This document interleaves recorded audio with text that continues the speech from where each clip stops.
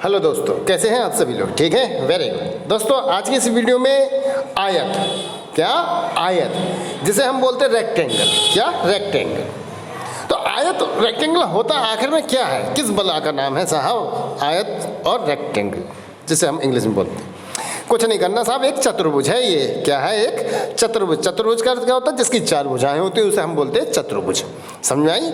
जिसकी चार भुजाएं होती हैं उसे हम बोलते हैं चतुर्भुज। अब चार भुजाएं की लंबाई कितनी भी हो सकती, चतुर्भुज की बस चार भुजा होना चाहिए। ठीक, लंबाई चौड़ाई कुछ भी होना चाहिए, चार भुजाएं होनी चाहिए, उसे हम बोलते हैं चतुर्भुज। ध्यान से सुन लेना, एक चतुर्भुज है अब जिसके आमने और सामने की भुजाएं बराबर हैं। जैसे सपोज कीजिए, ठीक है, एक चतुर्भुज हमने बना लिया, ध्यान से देखते रहना, ABCD, ठीक, एक चतुर्भुज बना लिया। ये हमने 5 सेंटीमीटर ले ली। क्या? ये भुजा हमने BC 5 सेंटीमीटर, तो इसके सामने की भुजा कौन सी होगी? AD, तो यही 5 सेंटीमीटर है। ठीक है, और ये हमने AB ले ली 8 सेंटीमीटर, तो ये भी DC भुजा हमारी क्या हो जाएगी? 8 सेंटीमीटर। यानी कि वह चतुर्भुज, अपनी लैंग्वेज में बनाइए ज़्यादा बेटर रहेगा, वह चतुर्भुज जिसकी आमने सामने की भुजाएं बराबर हो, आमने सामने की भुजाएं बराबर हो, ठीक, वह हमारा कहलाता है आयत। सही है? चतुर्भुज तो हम हर एक चार भुजा वाले को चतुर्भुज ही बोलेंगे। ठीक है, चाहे वो आपका वर्ग ही क्यों नहीं हो, उसे भी हम चतुर्भुज बोलेंगे। मगर यहाँ पर कंडीशन अब आयत आ गई, आयत का आमने सामने की भुजाएं बराबर होती है, उसे हम बोलते हैं आयत, जिसे बोलते हैं रेक्टेंगल। हर एक वस्तु होता है ना, ध्यान से सुनना, हर एक वस्तु होती है, उसका अपना एक क्षेत्रफल होता है। कोई वस्तु ले लिए, क्या, सपोज कीजिए ये ले लिया आपने, क्या ले लिया? Half circle. ठीक है, हाफ, तो इसका भी अपना एक क्या हो गया? क्षेत्रफल है। क्या है ये? उसका भी अपना एक क्षेत्रफल। तो कोई भी वस्तु होती है उसका अपना एक क्षेत्रफल होता है। ऐसे आयत, आयत का क्षेत्रफल क्या हो जाएगा? आयत का क्षेत्रफल ये हो जाएगा, ठीक, अंदर का स्पेस।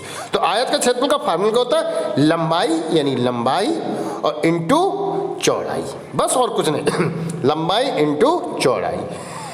लंबाई हमने क्या मान ली थी? A। ध्यान से देखते रहना,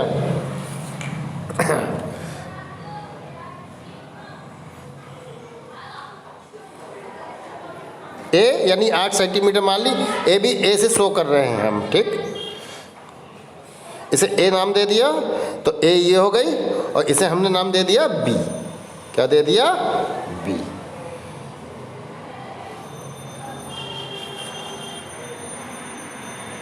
यानी कि ये हमारी हो गई B। तो A इंटू B, यानी कि लंबाई गुणा चौड़ाई, 8 गुणा 5, 8 पंजे 40, ठीक। तो आयत का क्षेत्रफल हम निकाल लेंगे, कोई दिक्कत नहीं है। आयत समझ में आ गया, कोई दिक्कत नहीं। अब यहाँ पे एक कंडीशन दोस्तों और होती है, ठीक है, जो कंडीशन हमारी कहती है आयत का विकर्ण। क्या चीज़? आयत का विकर्ण। अब विकर्ण क्या होता है? जैसे A और C की जो दूरी होती है वो आयत का विकर्ण होता है, या B और D की जो दूरी होती है वो आयत का विकर्ण। तो ये क्या होते हैं? विकर्ण होते हैं। क्या होते हैं? विकर्ण। तो आयत का विकर्ण का ही फार्मूला देखिए, क्या? आयत का विकर्ण का ही फार्मूला देखिए। तो आयत का विकर्ण का फार्मूला क्या होता है? आयत का विकर्ण, ध्यान से देखना, बहुत लैंग्वेज में, अपनी लैंग्वेज में पढ़ रहा है। आयत का विकर्ण इज इक्वल टू रूट में, क्या चीज? रूट में, ध्यान से देखते रहना एकदम, लंबाई का स्क्वायर। किसका? रूट में लंबाई, दो लंबाई है ना, एक लंबाई ये, एक लंबाई, तो लंबाई का स्क्वायर और प्लस चौड़ाई का स्क्वायर, चौड़ाई का स्क्वायर। यानी आयत का विकर्ण बराबर लंबाई का स्क्वायर प्लस चौड़ाई का स्क्वायर। इसे हम लिख देंगे लंबाई, यानी जो हमने A मानी थी A स्क्वायर, और चौड़ाई B मानी थी B स्क्वायर। ठीक, समझ में आ गई नहीं आई ये? तो ये हो गया आयत का विकर्ण। रूट में क्या हो जाएगा आपका? A square plus B square, और ये तो आयत का आपका हो गया विकर्ण। एक होता है आयत का परिमाप, अब आयत का परिमाप किस चीज़ का नाम है भैया?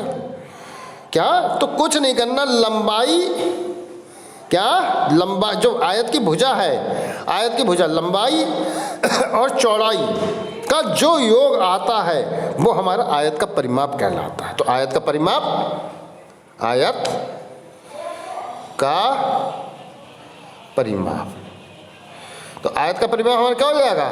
2, 2 लंबाइयाँ हैं और l प्लस b, यानी कि लंबा l से लंबाई, b से ब्रेथ चौड़ाई, तो 2lb। इसे आप हिंदी में लिखना चाहें तो हिंदी में भी लिख सकते हैं, ठीक है? 2 लंबाई प्लस चौड़ाई, ठीक है, l प्लस b। कोई दिक्कत तो नहीं आ रही दोस्तों?